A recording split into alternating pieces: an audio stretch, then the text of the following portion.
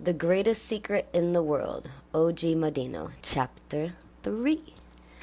Downhill ski racing is a battle of the individual against his environment and the clock. What has always caused me to shake my head in sympathy for the losers is the infinitesimal difference in the time between the winner and the also-rans.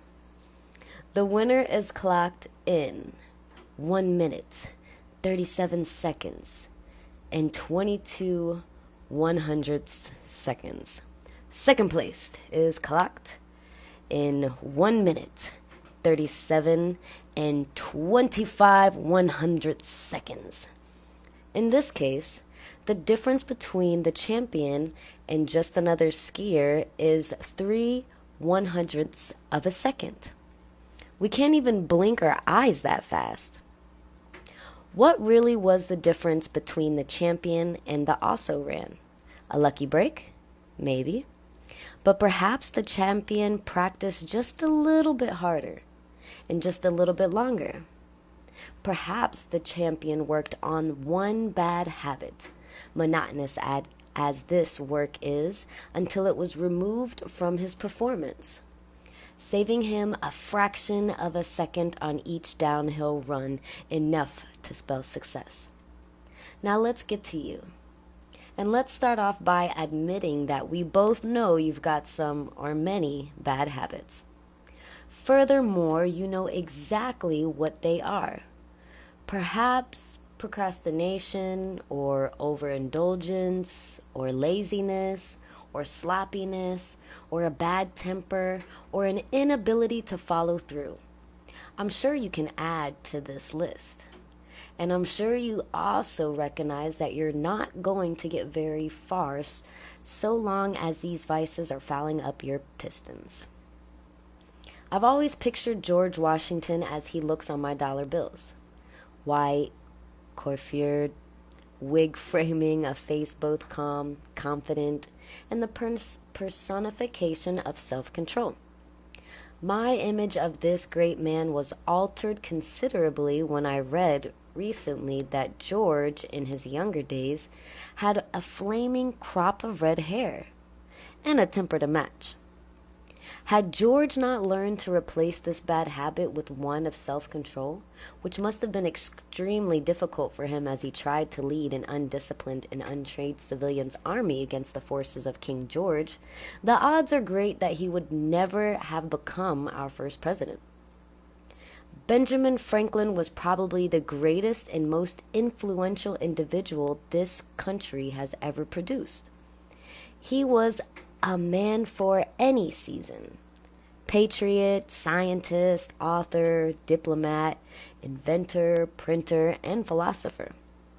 He taught himself to read French, Spanish, Italian, Latin, and without his skillful guidance, the United States might have never have attained its independence.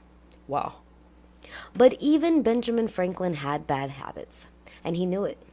Unlike most of us, however, he determined to do something about this. Inventor that he was, he worked out a magic formula to rid himself of his bad habits. First, he listened what he believed were the 13 virtues necessary for true success: temperance, silence, order, resolution, frugality, industry, sincerity, justice, moderation, cleanliness, tranquility, chastity, and humility. In his great autobiography, he explained how he used the magic formula. My intention being to acquire the habit of all these virtues, I judged it would be well not to distract my attention by attempting the whole at once, but to fix it on one of them at a time. And when I should be master of that, then to proceed to another, and so on until I should have gone through the 13. For another ingredient in his magic formula, Franklin reached back to the advice of Pythagoras that it was necessary to examine one's actions each day. He designed the first success recorder. I made a little book in which which allotted a page for each of the virtues. And in its proper column, I might mark by a little black spot every fault I found upon examination to have been committed respecting that virtue upon that day.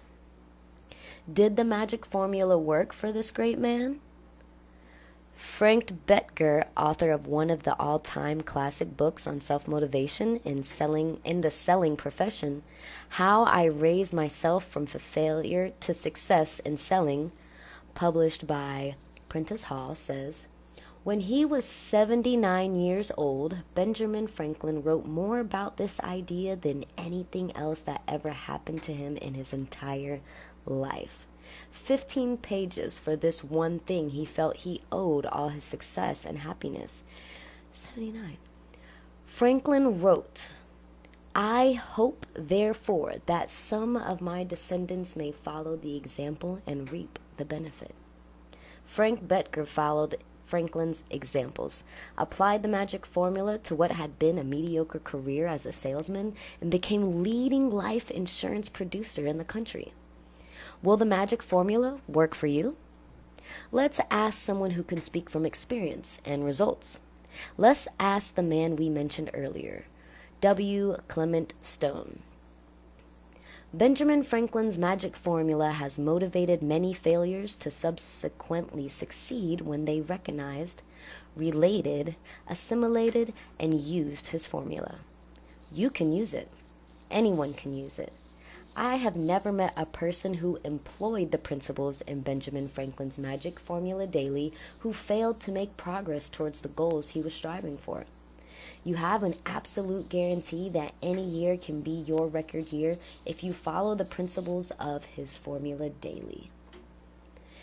In point of time, it's a long journey from the 10 scrolls which the greatest salesman in the world followed during the time of Christ, to Benjamin Franklin's formula, to the present-day success of great achievers such as W. Clement Stone and Frank Bettger. And yet the principles have not been altered, not even in the smallest way, by the passage of centuries. The magic formula, or success recorder, or whatever name you want to give it, lives on, a proven and simple method which can change your life if you give it the chance. It always comes back to you, doesn't it?